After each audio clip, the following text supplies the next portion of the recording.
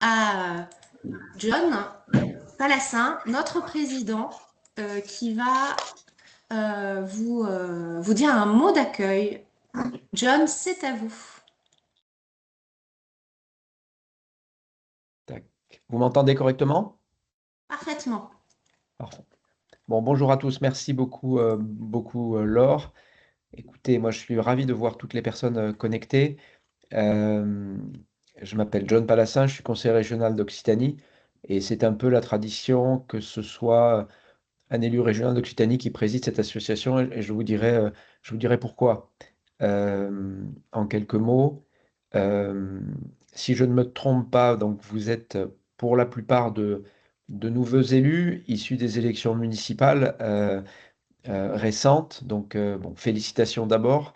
Je sais pour l'avoir vécu que parfois quand on occupe ce mandat pour la première fois, surtout municipal, il y a énormément de choses. Euh, et donc, l'agence des chemins de Compostelle, c'est peut-être pas le premier sujet auquel vous pensez, mais je trouve extrêmement utile qu'on puisse échanger rapidement ce matin.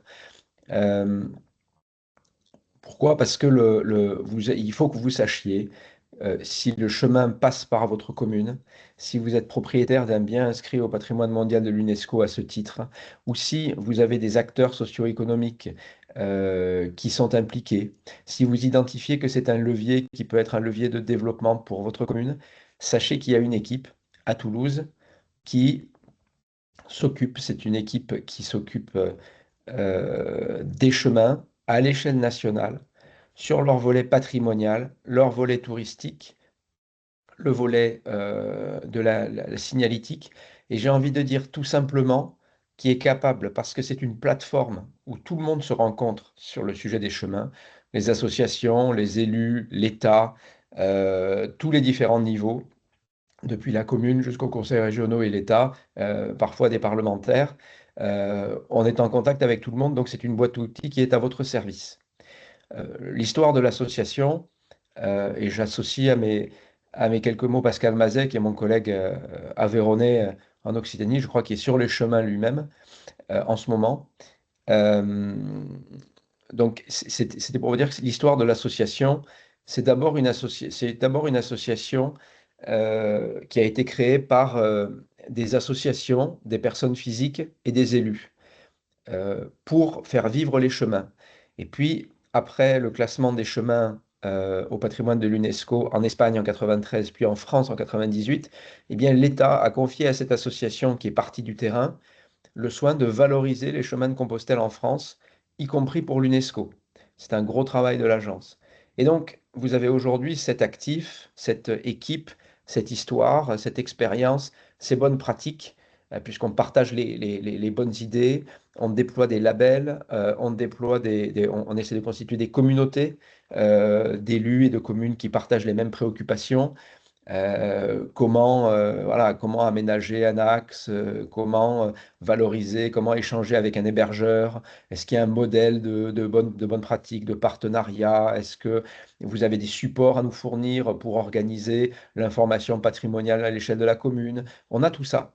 Et ça vous permet, en échangeant avec l'agence qui est à votre disposition, de rentrer dans cette grande famille et puis, de temps en temps, de participer à nos événements collectifs, d'apporter votre expérience, de poser vos questions et de participer à ce groupe-là. Voilà. Sachez, en tant que nouveaux élus, vous avez cette communauté à laquelle vous appartenez, vous pouvez appartenir, vous pouvez vous impliquer en fonction de vos possibilités et que bah, c'est tous les élus avant qui l'ont construit depuis plusieurs décennies et que voilà, vous êtes les bienvenus. Merci beaucoup en tout cas de vous être connectés ce matin. Je laisserai l'équipe présenter en détail l'ensemble des fonctions, des compétences et de ce que l'agence peut vous apporter. Voilà alors, j'espère, et l'équipe sous votre contrôle, j'espère avoir dit à peu près l'essentiel de ce qu'il fallait pour vous souhaiter à tous, aux nouveaux élus, la bienvenue. Merci beaucoup. Alors justement, nous allons laisser la parole donc à Pascal Mazet qui est sur les chemins comme vous l'avez dit. J'espère que sa connexion passe bien. Tout à l'heure, il avait un petit souci puisque il est, je crois, en pleine traversée des Pyrénées. Pascal, est-ce que vous arrivez à vous connecter? Oui, mais il n'y a pas de souci. Même dans les Pyrénées, on se connecte très, très bien. Non, non, bonjour à tous, bonjour à toutes, cher John. Merci à toi pour ce que tu as dit. Et c'est vrai que tu as entièrement raison. L'agence, c'est vraiment très, très, très, très important par rapport à toutes les municipalités, tous les acteurs économiques, toutes les associations. C'est vrai que moi, maintenant, là, qui suis vraiment sur le chemin, on s'en aperçoit. J'ai démarré il y a 12 jours de Condon pendant les férias. Et j'arrive là aujourd'hui à Roncevaux. Je peux vous dire que oui, les communes, il y a un gros travail qui est fait de votre part. Et là, avec l'agence, je pense qu'on peut amener d'autres choses aussi intéressantes et pour vous amener des choses voilà, qui amènent le plus possible par rapport aux pèlerins et aux marchands, aux randonneurs. Ce que je peux vous dire, c'est que là, je partais de ce matin de Roncevaux et c'est vrai que c'est impressionnant le nombre d'étrangers qu'il y a aujourd'hui. Beaucoup de Coréens, beaucoup, beaucoup, beaucoup de Coréens, des Américains, du Mexique, de tous les pays. Là, franchement, c'est génial aujourd'hui. La montée sur un Roncevaux, en plus, il fait super beau. Et même au gîte d'Horizon, alors qu'on est, je crois, à 700 mètres d'altitude, on capte super bien. Voilà. Donc, je vous souhaite à tous et à toutes un bon séminaire. Je me connecterai tout à l'heure. Je ne peux pas rester connecté pendant 1 heure parce que là, je vais continuer à monter. Il faut que j'arrive quand même à Roncevaux. Et je vous souhaite à tous et à toutes un bon webinaire. Merci. C'est ce qu'on appelle un élu de terrain. Je ne sais pas si on peut faire mieux. Ah, mais c'est bien. Au moins, on voit ce que c'est. C'est pas mal. C'est pas mal. Allez, merci à Bonne tous. route, Pascal. Ciao, John. Merci beaucoup. Nous allons vraiment passer sur le cœur, le cœur de ce que fait l'agence et le sens pour nous de se bien inscrire au patrimoine mondial de l'UNESCO et itinéraire culturel européen. En quelques mots, sachant qu'effectivement, on vous indiquera plus tard, il y a des ressources qui vont vous permettre d'aller plus loin que cette très très rapide présentation. Donc, les chemins de Saint-Jacques de Compostelle, les reconnaissances internationales démarrent en 1985 avec l'inscription de la vieille ville Saint-Jacques de Compostelle, donc Santiago de Compostela en VO, au titre du patrimoine mondial de l'UNESCO. En 1987, les chemins de Saint-Jacques de Compostelle, donc partout en Europe, sont le premier itinéraire qui est certifié comme itinéraire culturel du Conseil de l'Europe, comme vraiment un symbole fort d'une identité européenne partagée, d'une circulation des idées, de dialogue entre les Européens et de circulation des personnes. En 1993, ce sont les chemins de Saint-Jacques de Compostelle en Espagne qui sont inscrits sur la liste du patrimoine mondial de l'UNESCO. Et en 1998, c'est le tour de la France. L'État français dépose une candidature et les chemins de Saint-Jacques de Compostelle en France sont inscrits eux aussi sur la liste du patrimoine mondial de l'UNESCO. Et c'est bien chemin sans l'article devant, puisque c'est un panel de témoignages, de dévotion et de pratiques de pèlerinage qui est inscrit. Pour avoir un panel rapide, il faut avoir en tête qu'on a plus de 80 000 kilomètres de chemin dit de Compostelle aménagés en Europe. Et on en a, alors c'est pareil, ça reste des estimations, plus de 20 000 en France et dont des itinéraires voilà, qui sont soit des itinéraires de grandes randonnées pédestres, voire même des PR, donc des chemins de pays, ou effectivement des itinéraires aménagés par les associations jacquard ou d'autres collectivités d'ailleurs. Donc voilà, les chemins de Compostelle passent on l'a vu hein, dans un certain nombre de pays et on retrouve sur les chemins, comme le disait Pascal, un panel très varié de cheminants. Près de 198 nationalités ont été recensées l'année dernière à l'Office des pèlerins à Compostelle. Donc vraiment la particularité de cet itinéraire, c'est qu'il résonne culturellement pour un certain nombre de pays, d'ailleurs de culture chrétienne ou non, puisqu'effectivement, on va retrouver des personnes, par exemple, de confession musulmane, parfois, sur les chemins. Donc, ça résonne d'un point de vue universel et pour tous. Et c'est ce qui fait vraiment la particularité des chemins de Compostelle. Et donc, effectivement, ça va brasser un écosystème avec des acteurs très différents, bien évidemment des pays, des collectivités territoriales, grandes régions européennes, aux départements, aux villes et bien sûr avec un travail important des fédérations de randonnée pédestre puisque il y a une fédération européenne aussi de la randonnée pédestre, mais aussi effectivement les associations jacquard qui elles aussi ont leur fédération européenne. Hop, excusez-moi. Voilà. Et je vais laisser la parole à Sébastien Pénary, qui est à l'agence, je pense, le plus ancien, enfin je sais le plus ancien. Et c'est tout naturellement qu'on va lui confier la tâche de raconter l'histoire de l'agence. Merci Laure. Donc, ce qui est important de savoir, c'est que dans tout le tissu associatif qui est assez prolifique, les associations de la randonnée, les associations de pèlerins, dites Amis des Chemins ou Amis de Saint-Jacques, on est dans une position singulière, on est dans la catégorie des associations parapubliques, c'est-à-dire voulues, créées, missionnées par les collectivités territoriales pour donner du fonds aux deux reconnaissances internationales, pour les porter, les gérer et leur donner l'ampleur que la Convention du patrimoine mondial ou l'appel que le Conseil de l'Europe a lancé, et puis maintenant son règlement sur les itinéraires culturels, donc mettre en œuvre ces préconisations. Donc, on a été créé en 1990, au moment où les conseils régionaux investissent leurs compétences, dans l'idée de faire de la coopération autour des chemins, dans l'idée de faire la coopération transfrontalière. C'est la région Midi-Pyrénées qui avait pris la manœuvre, qui a été la pionnière pour dire il y a là un champ pour le développement local, le développement culturel, le développement touristique à partir d'un patrimoine commun, d'un héritage commun. Et donc, c'est la mission de l'association, répondre à la reconnaissance du Conseil de l'Europe en 87, agir pour l'étude, la reconnaissance, la revitalisation des itinéraires, et puis créer les conditions de la meilleure expérience pour les pèlerins. Au moment de la création, il y a un seul itinéraire, et tout ce que vous avez vu, tous les 80 000 kilomètres en Europe, et 87 même, j'ai trouvé ce chiffre hier soir, bien tous ces itinéraires-là n'existent pas. Il n'y a que la Voie du Puy et le Camino Frances en 1990. Donc, on a participé à donner cette ampleur, à équiper l'Europe et la France en particulier. Alors, pas nous tout seuls, mais avec la Fédération de la randonnée, avec les collectivités territoriales, avec les associations, à donner l'ampleur actuelle des chemins et de leur fréquentation. Voilà. Et puis en 98, on a été associé à la préparation de la candidature et on a ensuite pris la main, en quelque sorte, pour monter en compétence sur la candidature au patrimoine mondial, qui donc pose des questions. On va au-delà de la simple pratique de la marche et de l'expérience humaine. On est sur un enjeu de préservation, de conservation d'un héritage et de sa transmission. Voilà ce que je peux dire sur cette diapo.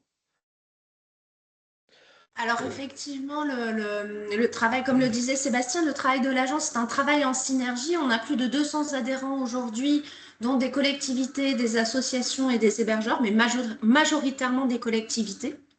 Vous voyez, nous avons des régions, des départements, et effectivement, on ne pouvait pas toutes les mettre, mais des communautés de communes, des communautés urbaines, des petites communes, ça va de Paris à Saint-Côme-d'Olt, par exemple.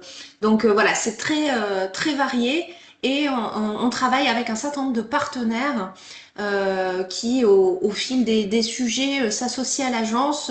Un partenaire historique derrière le hublot, l'association culturelle et son aventure artistique Fenêtre sur le paysage, par exemple. Nous travaillons avec le RGIP, le réseau des grands itinéraires pédestres, la Fédération française de randonnée pédestre, ponctuellement avec des régions telles que la région Centre-Val de Loire ou la région Auvergne-Rhône-Alpes. Et bien sûr, nous sommes accompagnés, y compris financièrement, par l'Agence nationale de la cohésion des territoires, notamment sur les zones massives centrales. Et bien sûr, je parlais de la Fédération française de randonnée pédestre.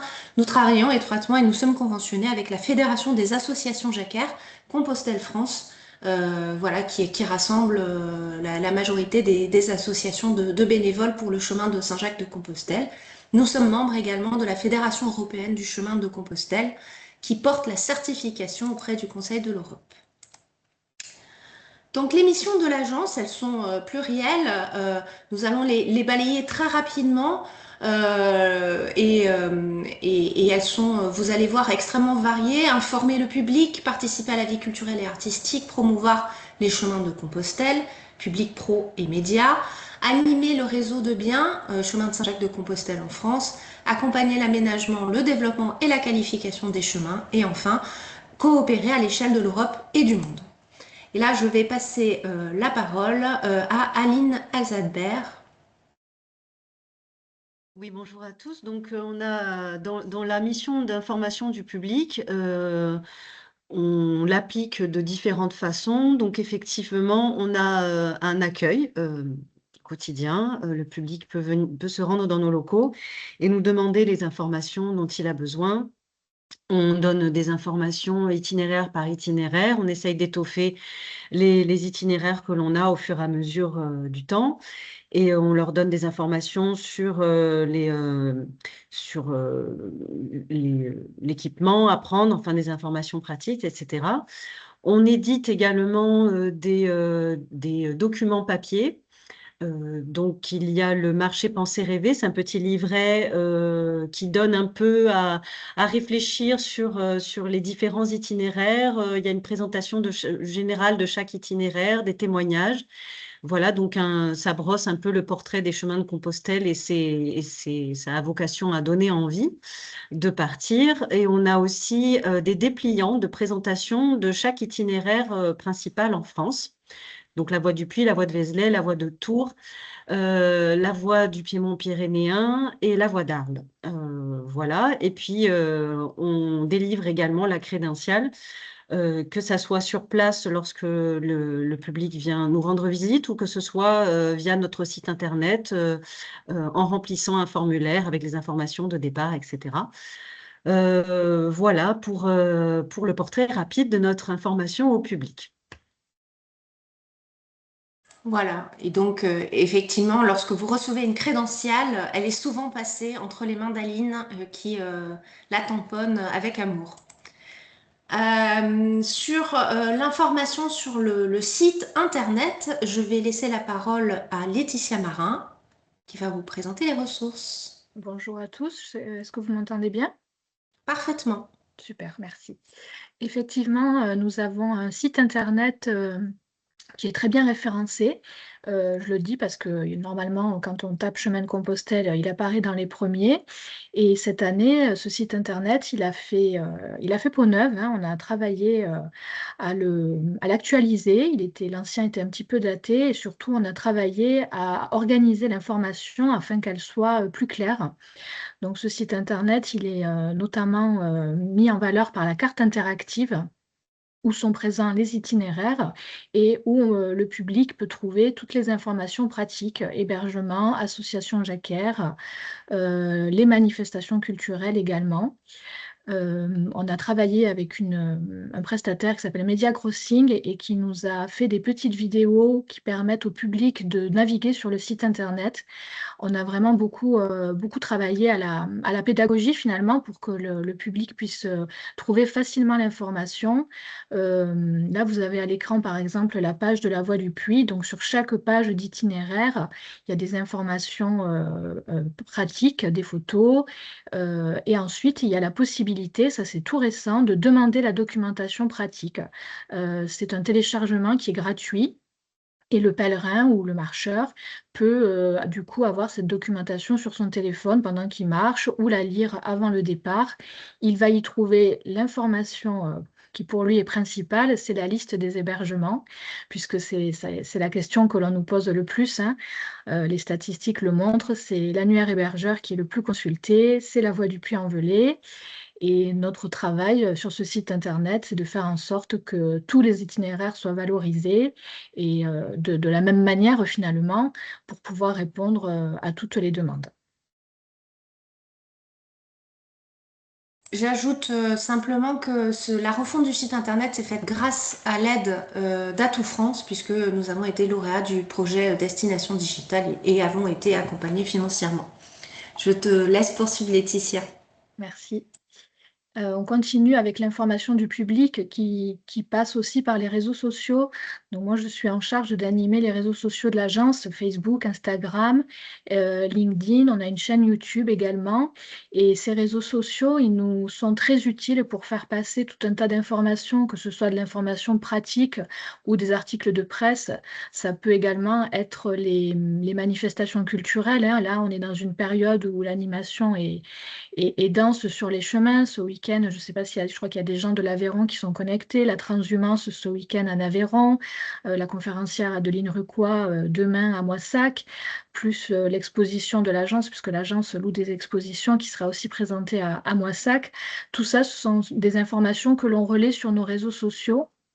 Et on se félicite d'avoir une augmentation cette année de la fréquentation.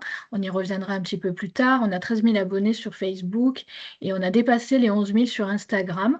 Donc on se félicite d'avoir une communauté fidèle avec laquelle on peut partager des infos très pratiques sur le chemin. Quelquefois, les marcheurs nous demandent de faire passer des infos, mais ça peut être aussi des infos des professionnels. On choisit en fonction du réseau social quel type d'information on peut faire passer. On a également deux lettres d'information à l'agence que l'on diffuse, une à destination du grand public et une autre à destination des professionnels. Si vous n'êtes pas abonné, n'hésitez pas à nous faire la demande. Ça peut être par mail ou sur le site internet. La lettre d'information grand public a quand même une audience de plus de 40 000 personnes. Et c'est pareil, dans cette lettre d'information, on va relayer les extraits de l'agenda culturel, des informations pratiques sur les itinéraires. Ça peut être également de nouvelles éditions, tout ce qui va être en lien avec l'information en général sur les chemins de Compostelle. J'en profite pour faire un petit focus sur la fréquentation du site internet lui-même. Puisqu'effectivement, nous avons maintenant un outil de suivi des vues par semaine, des visites. Et effectivement, vous voyez que voilà, à partir du 1er avril, on a eu un petit pic qui est lié au film Compostelle, nous pensons, parce qu'effectivement, vous voyez que la pente est ascendante et raide.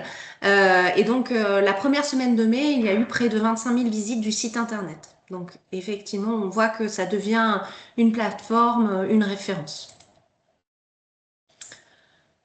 Les ressources culturelles, je vais laisser Sébastien Pénary les présenter. Oui, on a mis en ligne, on procède à un recensement des ressources artistiques, culturelles et même éducatives qui est en ligne sur le site internet, dans la boîte à outils, dans une page dédiée ressources culturelles et éducatives. Donc, il y a des conférences, des expositions que nous gérons, que d'autres ont créées, de l'offre de spectacles vivants. Tout ça est évidemment disponible, mobilisable par vos services culturels pour monter des programmations. Je ne l'ai pas précisé, mais ça me paraît tellement évident. Les reconnaissances internationales, c'est des reconnaissances culturelles d'abord. Donc l'enjeu, c'est la préservation d'un patrimoine, d'une histoire, d'un héritage et sa transmission.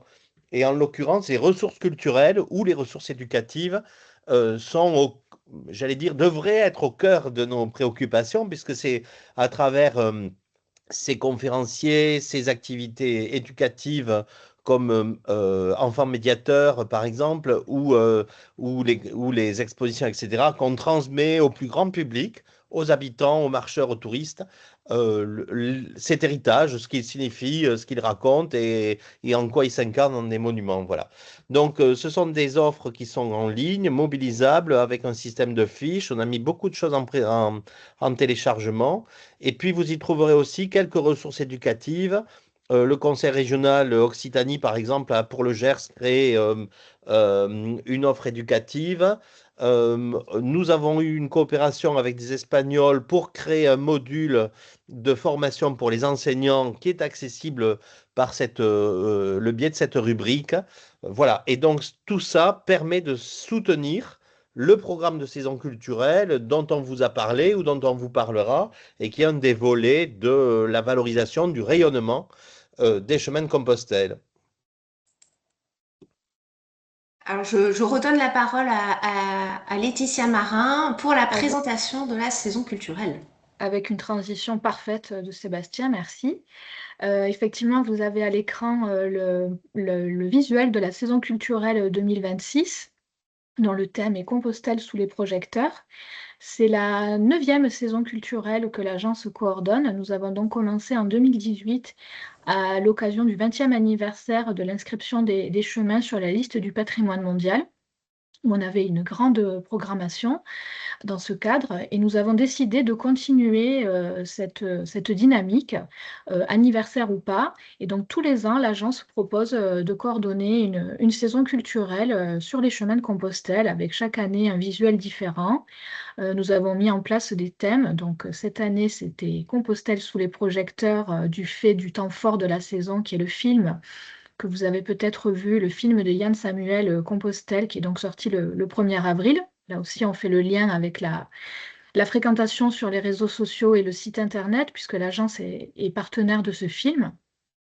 Et donc, dans cette saison, l'idée, c'est de répertorier, on va dire, les manifestations qui sont en lien avec les chemins ou le patrimoine mondial en France.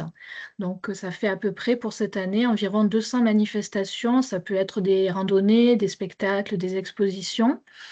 Et l'idée, c'est de donner vraiment de la visibilité à ces manifestations avec une communication commune, un visuel commun dans la France entière. Pour l'instant, on est resté en France, hein, mais ça peut changer. Et donc, par exemple, cette année, pour vous donner un exemple, si vous le découvrez, les manifestations se situent entre Folleville et Montpellier. On passe par Moissac, Neuvy-Saint-Sépulcre, l'Escar, Aumont-Aubrac, Najac, etc. Donc, c'est vraiment l'idée de montrer que les chemins vivent et qu'il se passe plein de choses, et d'augmenter la visibilité de ces manifestations dans ce programme commun. Ce programme, il est disponible en version numérique sur notre site internet, entre autres, et il est imprimé. Donc, on dote les participants de quelques exemplaires papier, et ensuite, tout au long de la saison, dans les newsletters, sur les réseaux sociaux, c'est surtout moi, je valorise cette saison et les manifestations qui s'y trouvent à travers les posts et les différents articles. Alors, je profite de parler de la saison culturelle. Tu évoquais les 20 ans de l'inscription. Oui. Nous avons 2 anniversaires qui arrivent. Donc, à vos méninges, à vos idées, à vos créativités, puisqu'en 2027, ce sera les 40 ans donc, de la certification de l'itinéraire culturel européen. Et en 2028, les 30 ans. Et oui, 30 ans déjà, d'inscription sur la liste du patrimoine mondial de l'UNESCO. Donc, nous allons avoir l'occasion de faire 2 gros anniversaires et donc 2 grosses saisons culturelles. Donc, n'hésitez pas à commencer à réfléchir, à vous rapprocher de nous. On mettra en place des réunions d'information et de travail pour préparer ces 2 anniversaires à venir. Tout à fait. Et donc, je vais donner la parole à Aline qui va nous parler des supports, et notamment des collaborations éditoriales et autres informations. Donc oui, comme je disais tout à l'heure, on a pas mal de renseignements, de ressources papier, notamment, outre des dépliants dont j'ai parlé tout à l'heure, on a réalisé des dossiers de presse pour chaque itinéraire également, qui sont disponibles sur notre site internet ou à la demande, on peut les envoyer par mail. On en a quelques-uns en version papier, mais surtout en version numérique à l'heure actuelle. On distribue effectivement tous ces documents dont je vous ai parlé sur les différents salons auxquels on peut se rendre. Il y a le salon Oxygène, le salon du randonneur à Lyon. On avait fait le salon Oser nature. le voyage à vélo aussi. Oui, voilà, il y a plusieurs salons qu'on fait chaque année. Et puis, il y a les collaborations éditoriales, donc une collaboration historique avec l'IGN. Donc, ça fait vraiment de nombreuses années qu'on travaille avec eux sur plusieurs cartes. Donc la carte des chemins, c'est la carte de France avec tous les chemins, tous les itinéraires indiqués. Donc c'est une carte informative, c'est pas pour marcher vu l'échelle, parce que l'échelle est vraiment trop grande, mais c'est une carte informative qui montre l'ensemble des chemins en France. On a aussi quelques autres cartes, on a deux autres cartes, oui, sur lesquelles on a travaillé sur la voie du Puy-en-Velay avec l'IGN. Et puis, on a collaboré avec les éditions Gelbar pour réaliser le livre Chemin de Saint-Jacques-de-Compostelle en France, Patrimoine de l'Humanité. Donc, c'est un livre qui reprend en fait toutes les composantes du bien UNESCO Chemin de Saint-Jacques-de-Compostelle en France. C'est le seul livre du genre à l'heure actuelle. Avec de très belles photos, donc qui est très bien illustré. C'est un livre collégial, donc on a fait appel aux différents experts en la matière sur les différentes composantes pour qu'ils puissent écrire, décrire le bien tel qu'il sur différents aspects architectural, décoratifs, etc. Et puis les dernières collaborations qu'on a faites, c'est avec la maison d'édition Gallimard. Donc, sur deux ouvrages, un album pour donner envie aussi de partir sur les chemins, donc sur les chemins de Compostelle, donc un album sur les chemins de Compostelle, avec différents itinéraires. C'est des itinéraires qui sont décrits par des journalistes ou autres qui sont partis sur les chemins et qui décrivent leur expérience. Et puis, il y a aussi dans la collection Encyclopédie la réédition de l'ouvrage dédié au chemin de Saint-Jacques-de-Compostelle qu'on a relu, qu'on a agrémenté. Voilà pour les différentes collaborations que nous faisons. Alors pour dire un mot de plus sur les contacts presse, clairement, vous avez vu l'augmentation de la fréquentation de nos réseaux sociaux et du site internet. Ça a aussi pour conséquence d'être mieux identifié comme porte d'entrée pour les journalistes. Les dossiers de presse, ils sont précieux parce qu'on leur communique systématiquement. Ça leur permet effectivement d'avoir des éléments de langage tout près. Donc nous vous invitons aussi à vous en emparer. Ça permet effectivement d'avoir un langage commun. Et ça a pas mal fonctionné parce que depuis le début de l'année, suite à nos échanges, nous avons eu des contacts avec notamment Le Figaro qui nous a fait un bel article, TF1 qui prépare un reportage pour son trésor, l'Express qui a publié la semaine dernière un article sur les chemins à l'échelle européenne. Nous avons 20 minutes qui va aussi sortir un dossier et qui nous a interrogés. Sans déflorer le suspense, nous avons un contact avec des Racines et des Ailes qui préparent un numéro sur les chemins de Saint-Jacques-de-Compostelle pour 2027. Ils étaient en cours de tournage il y a encore quelques jours. Donc voilà, nous sommes vraiment une porte d'entrée et une de nos missions, c'est aussi de les aiguiller vers les bons interlocuteurs en fonction des angles éditoriaux qu'ils ont. Par exemple, vers des hébergeurs labellisés quand ils souhaitent interviewer des hébergeurs ou vers les communes haltes, par exemple, dont parlera Célia tout à l'heure, lorsqu'ils souhaitent mettre en avant de bonnes pratiques d'accueil des pèlerins. Et Laure, excuse-moi, Oui. on peut aussi dire que notre président est quand même été interviewé à la oui. radio sur France Inter.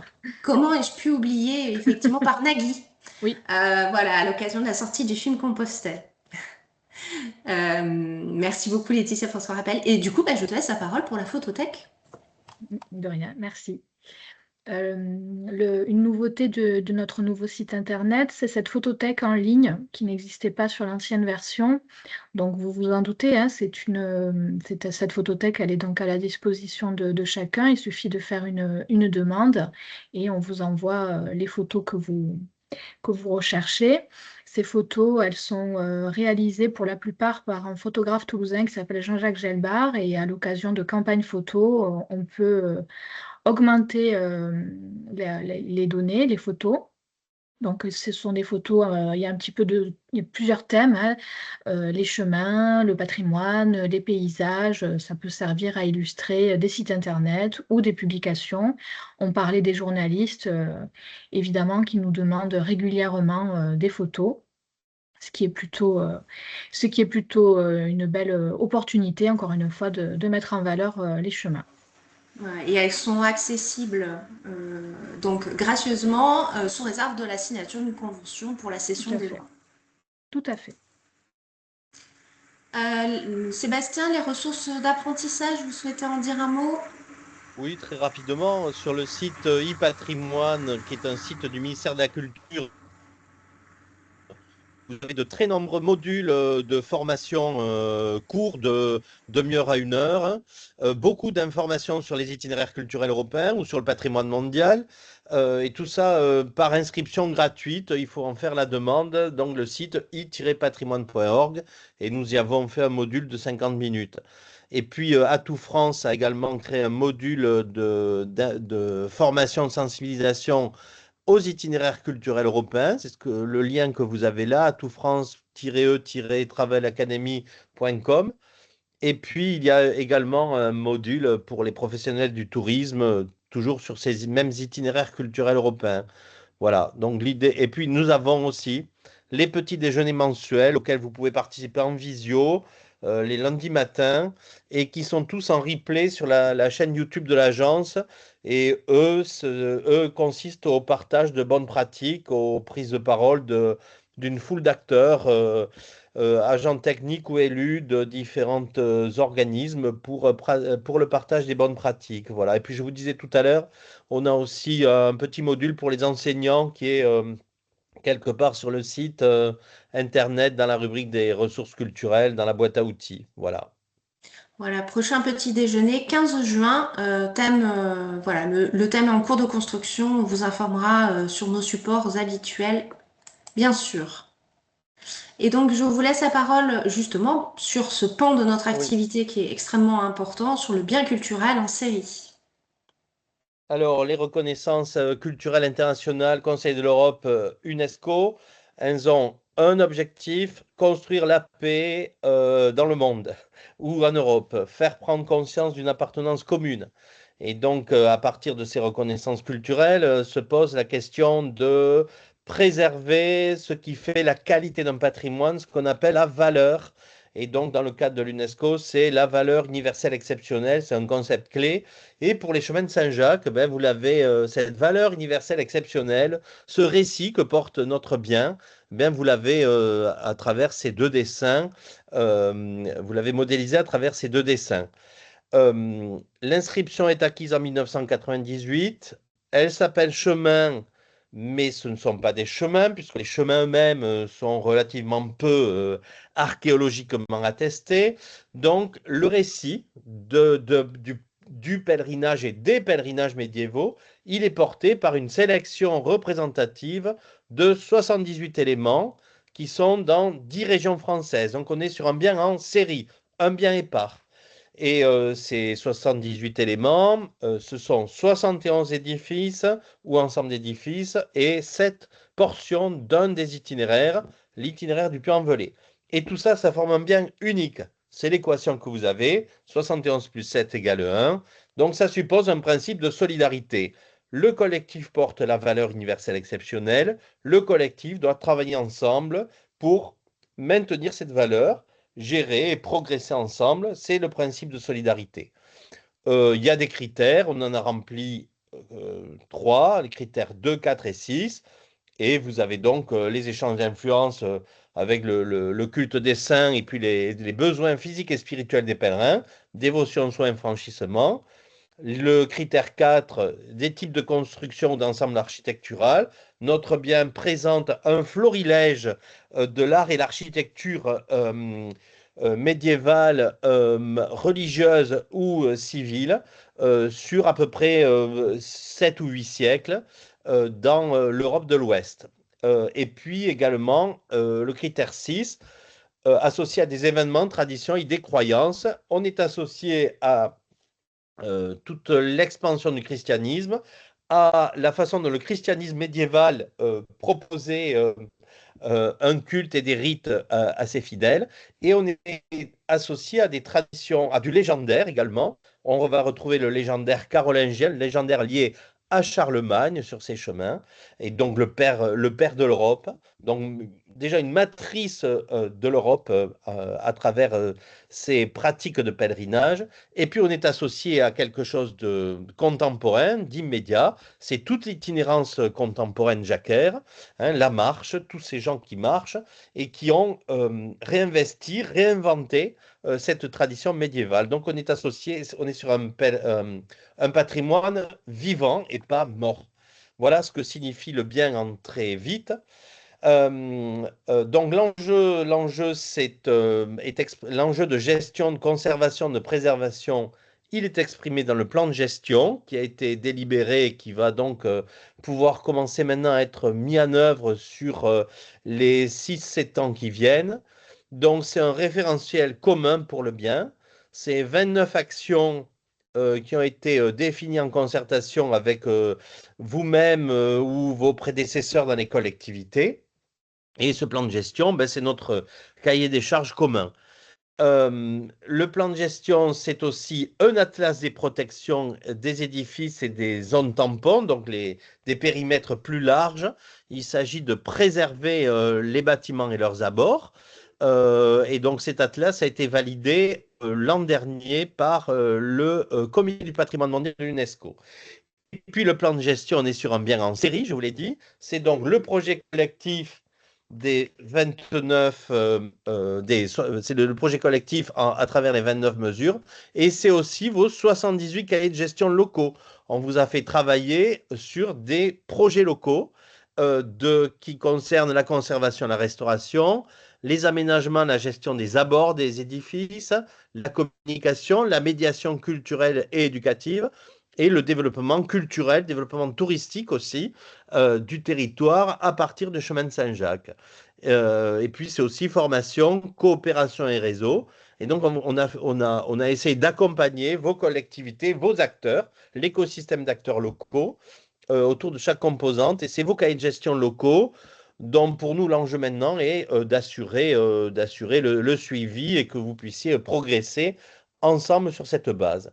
Et donc, pour finir là-dessus, 5 axes à ces plans de gestion interrégional ou cahiers de gestion locaux, la gouvernance d'animation, la conservation, restauration, protection, la connaissance et la diffusion de la connaissance, le développement territorial à partir des composantes, tout ce qui est tourisme, action culturelle éducative, et puis l'encouragement aux coopérations, soit dans le cadre du réseau du bien, on est un bien national, soit à l'échelle des itinéraires, vous êtes chacun sur des itinéraires pédestres, ou bien aussi, comme on est sur des reconnaissances internationales, il y a un devoir, un enjeu peut-être de coopération à l'échelle internationale pour les collectivités qui le peuvent.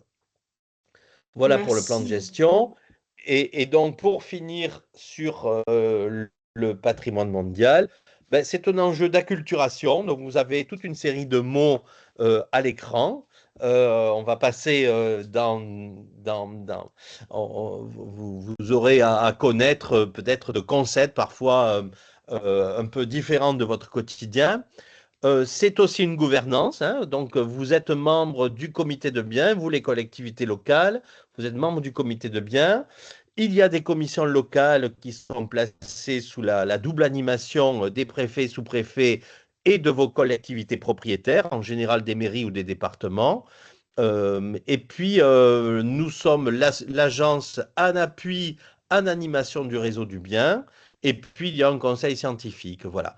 Et pour chaque propriétaire, j'insiste là-dessus, nous avons demandé, il y aura besoin de travailler avec vous. Il nous faut un élu référent et un technicien référent dans la collectivité qui vont être en position transversale, non seulement de suivre l'adhésion que vous avez chez nous, mais aussi de suivre la gestion du bien. Voilà. Et donc, vous serez sollicité régulièrement, ou par nous, ou par peut-être les services de l'État aussi, donc dans les différents domaines que concerne la gestion du bien.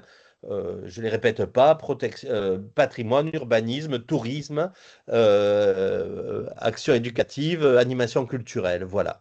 Et donc, c'est avec cet univers-là qu'il vous faudra vous familiariser. Et nous avons des ressources pour ça, en téléchargement sur le site, et puis l'accompagnement en continu que l'on peut vous proposer. Et les ressources, c'est une charte graphique pour le bien, c'est une boîte à outils réglementaire pour la transcription dans les documents d'urbanisme de la protection de la composante inscrite. C'est les actes des comités de biens précédents. C'est le beau livre qui présente le bien et chacune chacune des composantes, monuments, sections de sentier. Et puis, c'est aussi du travail sur la signalétique, la qualification pour un bon accueil et une bonne transmission de la richesse que porte votre territoire et plus spécialement de votre composante à travers la signalétique. Voilà, ce sont des exemples de ressources que vous pouvez retrouver chez nous. Merci beaucoup pour cette présentation express d'un sujet qui est très très vaste. Rendez-vous le 10 juin à Toulouse pour le comité de biens où nous signerons l'arrêté interpréfectoral arrêtant le plan de gestion. Alors quand je dis nous, c'est le préfet de région, coordonnateur du bien, et John Palassin, président de l'agence. Donc rendez-vous le 10 juin à Toulouse. Inscrivez-vous. Et ce sera aussi l'occasion de notre assemblée générale l'après-midi à l'Hôtel-Dieu Saint-Jacques. Je laisse la parole maintenant à Célia Quintard qui va nous parler des outils pour le suivi de la fréquentation. Donc oui, notre 5e mission, c'est l'accompagnement pour l'aménagement et le développement des chemins. En premier lieu, on se base donc sur l'observation de la fréquentation et des pratiques. Pour ça, on élabore chaque année une note de conjoncture à partir des données de fréquentation des chemins.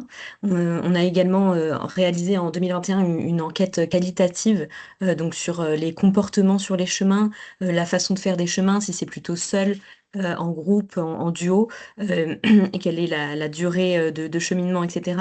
Tous ces éléments sont très importants pour connaître le public des chemins et comment on pratique les chemins. Et ça nous permet donc de poursuivre le développement et la qualification des chemins. Tu peux passer à la slide suivante. Et donc, on se base sur ces études aussi pour savoir quels sont les besoins, notamment en termes de signalétique et d'aménagement. Pour ça, on a développé plusieurs outils pour les communes et les collectivités territoriales qui ont la mission d'aménager. Donc, on a un guide pour l'utilisation des emblèmes sur les chemins, mais aussi un guide pour la signalétique, sur la signalétique pour les vélos et également pour les clous d'implantation qui ont plus une vocation d'embellissement urbain sur les chemins et qui permettent une mise en valeur du patrimoine à travers les centres urbains. Voilà. On a également on fait un accompagnement et un conseil auprès des collectivités pour tout ce qui est l'aménagement et la signalétique, je vous l'ai dit. On a pour ça une base de données avec des exemples qui nous permettent, grâce à toutes les exemples qu'on peut voir, de vous conseiller au mieux et de vous accompagner tant sur le contenu que sur la forme qui est la plus adaptée à mettre en place pour la signalétique sur les chemins. Donc on a des exemples à Saint-Comdolthe, à Saint-Chély, mais aussi dans le Tarn-et-Garonne, dans les Pyrénées-Atlantiques, dans l'Aveyron, qui sont extrêmement probateurs si vous voulez être accompagné pour la mise en place de ces signalétiques. Pour animer les itinéraires, on a plusieurs rencontres annuelles et des temps de travail communs. Donc, c'est notamment les assises qui ont lieu chaque année sur la voie du Puy-en-Velay et sur la voie d'Arles principalement. Comme le disait Laure, c'est sur ces voies que nous sommes accompagnés par le FNADT financièrement. Donc, c'est ici qu'on peut déployer tout le travail d'ingénierie également, mais aussi à travers plusieurs outils, notamment le label Commune Halt. Que l'on va découvrir à la slide suivante. C'est un label qui s'adresse aux communes qui veulent améliorer la qualité d'accueil des chemins, des pèlerins sur les chemins, à travers 7 engagements, donc sur l'information, l'aménagement, l'hébergement, la signalétique, l'animation et la vie culturelle, également la communication et donc la vie en réseau. Ce label, il se déploie largement en France. Sur plus de 40 communes, c'est donc depuis 5 ans qu'il est déployé. Il y a 4 promotions très actives sur les chemins. sur tous les chemins en France, comme on peut le voir à l'écran. Et on organise des rencontres annuelles. Les dernières étaient à Saint-Lizier sur la voie du Piémont pyrénéen. Et donc, chaque année, on est une trentaine à se rassembler sur les 40 communes labellisées. Donc, on espère être d'autant plus nombreux les années suivantes pour participer à ce dynamisme. Les avantages de ce label, c'est une visibilité avec une communication spécifique, mais aussi des conseils et un accompagnement vraiment poussé sur voilà, les actions à mener sur les communes et aussi un accès à notre réseau des communes HALT voilà, qui permet d'avoir d'identifier des leviers de financement, etc. On reviendra peut-être une autre fois sur le calendrier, mais cette année, il y aura un appel à manifestation d'intérêt en septembre. On a aussi un label voilà, qui concerne les hébergements et pour ça, on va laisser la parole à Aline pour qu'elle le présente rapidement. Alors, je vais prendre, à moins que, Aline, si tu peux, parce que je pense qu'on est dans les temps, si tu peux le présenter, si tu es toujours là. Oui, oui, je suis là. Donc oui, donc ce label, on l'a créé en 2019. On a décidé de déployer ce label dans un objectif de mise en réseau en fait des hébergeurs sur les chemins de Compostelle, un objectif de soutien, d'accompagnement aux hébergeurs, de mise en visibilité, mais surtout de valorisation, de structuration de l'itinéraire. Nous, on leur propose de relayer leurs manifestations thématiques quand ils en ont. On anime le réseau par des ateliers, des formations en fonction de leurs besoins, de leurs demandes, et la mise en visibilité de leur hébergement sur nos réseaux sociaux et sur notre site internet. Pour accéder pour rentrer dans ce réseau, les hébergeurs doivent justifier de 20 critères obligatoires et 20 recommandés. Voilà, et l'idée de ces critères, c'est de favoriser l'échange, la convivialité, d'agir ensemble, d'avoir des bonnes pratiques ensemble, de faire réseau, voilà, de garantir donc les services qui sont adéquats pour les itinérants. Et la culture des chemins, bien évidemment, ça va sans dire. Et à l'heure actuelle, on est sur un réseau donc, depuis 2019 qui s'est déployé dans 9 départements différents. Et on arrive sur une petite centaine d'hébergeurs qui sont labellisés. Voilà. Et sachez qu'effectivement, c'est bien un dispositif qui est déployé en lien avec les ADT-CDT. Donc, si vous êtes intéressé, si vous souhaitez faire parvenir l'information aux hébergeurs de votre commune ou de votre territoire, il ne faut pas hésiter à vous rapprocher de l'ADT, puisque effectivement, ce label est déployé dans les départements adhérents à l'agence. Coopérer à l'échelle du monde, je vais laisser la parole à Eva Vesgusko qui va nous parler de nos liens. Juste un petit point avant de passer à l'échelle européenne. Déjà, à l'échelle nationale, on l'a mentionné tout à l'heure avec l'ensemble des partenaires et des adhérents de l'agence. Nous travaillons étroitement avec des partenaires institutionnels, pour les citer, le ministère de la Culture, l'Association des biens français patrimoine mondial, ICOMOS, la Fédération française des itinéraires culturels européens et la Fédération européenne des chemins de Compostelle. Tu peux passer à la slide suivante. Et donc, à l'échelle de l'Europe, ça fait quelques années déjà que l'agence est particulièrement active dans les projets européens. Et actuellement, elle est engagée dans 2 projets, Ultria Sudoe du programme Interreg, donc transfrontalier avec l'Espagne et avec le Portugal, qui est en cours depuis janvier 2024 et qui prend fin en décembre 2026. Et le projet Volver al Camino, qui est plus centré cette fois-ci sur la voie d'Arles, parce que Ultria Sudoe est plus centré sur notre zone pilote sur la voie du Puy. Donc Volver al Camino, qui est porté par l'Agence départementale du tourisme 64 et qui a débuté en janvier 2026 jusqu'en 2028. Vous retrouverez ci-dessous le lien vers votre site internet où vous avez plus de détails si vous le souhaitez sur ces 2 projets. Et en ce moment, nous sommes en cours de montage d'un projet, cette fois du programme LIFE, donc un programme européen qui se focalise plus sur les questions environnementales. Donc voilà, on est sur une dynamique où on essaie d'avoir des projets européens actifs pour vraiment garder ce lien étroit avec nos partenaires de tous les horizons à l'échelle européenne. Ouais, et développer des outils en commun, Oui. concrètement aussi. Merci beaucoup. Et la dernière, du coup, slide. Donc depuis 2023, nous sommes partenaires de l'Agence de la Fédération européenne des chemins de Compostelle, qui a été créée en 2011, qui compte une quarantaine de membres, et ça ne cesse d'ailleurs d'avoir de nouveaux membres dernièrement, qui sont issus. Alors il y a plus de 10 pays européens qui sont représentés. Et cette fédération française porte cette fédération européenne, pardon, porte la certification de l'itinéraire auprès du Conseil de l'Europe. Et idem, j'ai mis également le lien du site internet si vous souhaitez le consulter.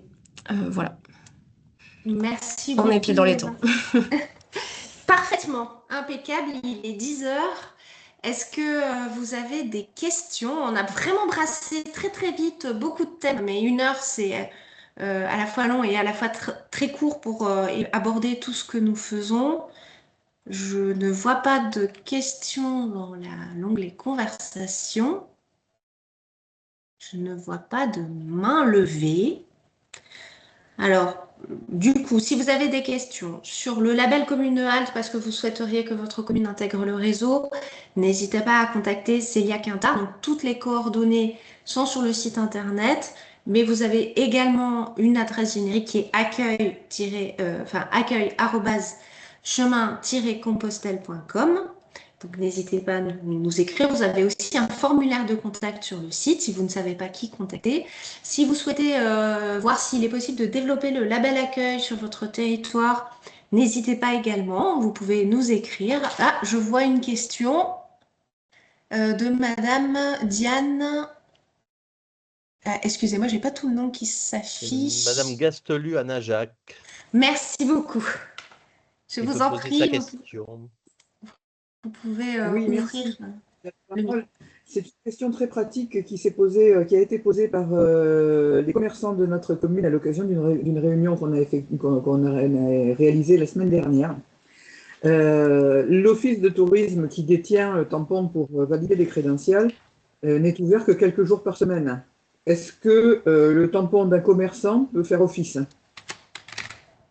Oui, il faut qu'il y ait clairement indiqué, enfin là je parle sous le contrôle de Sébastien et d'Aline, mais il faut qu'il y ait clairement indiqué en fait le lieu.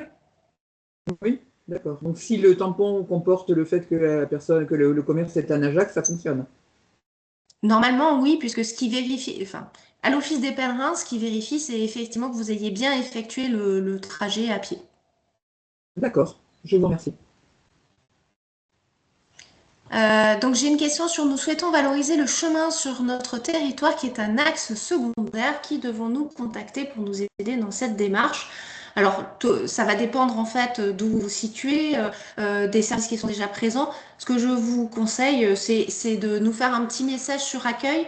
Donc accueil en expliquant vraiment votre projet et du coup en fonction, quelqu'un de l'équipe va vous recontacter pour échanger avec vous. Donc je le redis, accueil chemin-compostel.com. Voilà, et effectivement on fait toujours du cas par cas. La notion d'axe secondaire est à interroger.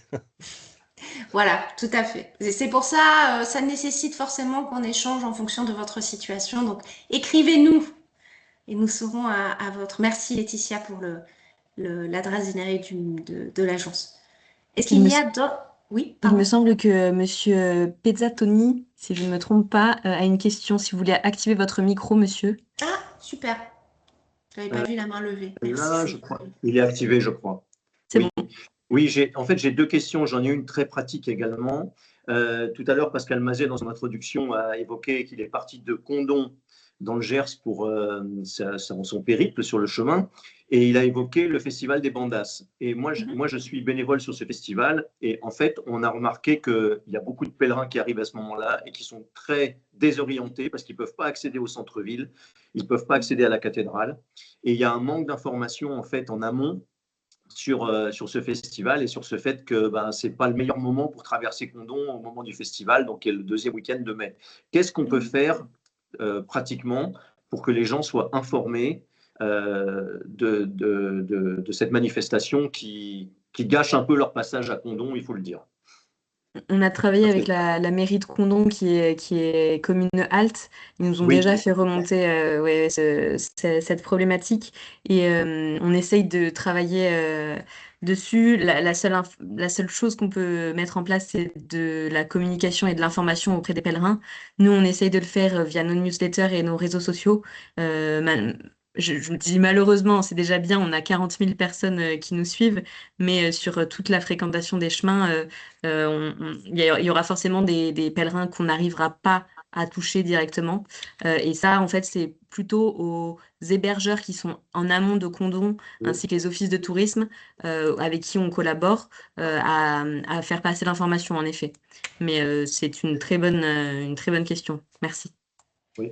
Et donc, j'avais une deuxième question qui était beaucoup plus vaste, beaucoup plus large, et je ne sais pas dans quelle mesure l'agence de Compostelle peut intervenir. Nous sommes sur un projet de restauration de la cathédrale de Condom, et donc qui implique des moyens financiers pour la commune qui sont assez conséquents. Et je me demandais dans quelle mesure l'agence de Compostelle pourrait, peut-être pas directement, mais en tout cas par des leviers, participer au financement de la restauration de ce monument. Et voilà, c'est la question en fait que je me pose. Alors, je vais vous décevoir. Oui, sans doute. Je vais vous décevoir. Et effectivement, nous n'avons pas de fonds de dotation pour accompagner les composantes, la restauration du patrimoine lié au chemin de Compostelle. Néanmoins, pour ceux qui lancent des collectes en lien avec la Fondation du patrimoine, nous relayons dans notre newsletter public, donc celle qui a une audience de 40 000 lecteurs, nous relayons systématiquement toutes les collectes ayant lieu sur les chemins de Compostelle. Donc, faites-nous parvenir l'information et nous relayons. Notre force et notre communauté. Malheureusement, nous ne sommes pas une association riche. Nous-mêmes, nous courons après les subventions. Mais par contre, ce qu'on peut faire, notre force, c'est le fait de pouvoir aussi alerter les journalistes, les orienter vers un focus sur tel ou tel monument pour aider la collecte à avoir des dons. Mais est-ce que le fait que le chemin soit inscrit au patrimoine mondial de l'UNESCO peut pas être un levier justement parce que j'ai pas l'impression que ce levier ait été activé. Moi, je suis tout nouveau élu aux dernières municipales, donc j'ai absolument aucune connaissance de tous ces mécanismes. Et je fais partie, entre autres, de la commission travaux et la commission finances. Donc, on a été confronté à des problèmes aussi de surcoût sur le chantier, parce qu'évidemment, sur un chantier de restauration comme ça, il y a toujours des surprises.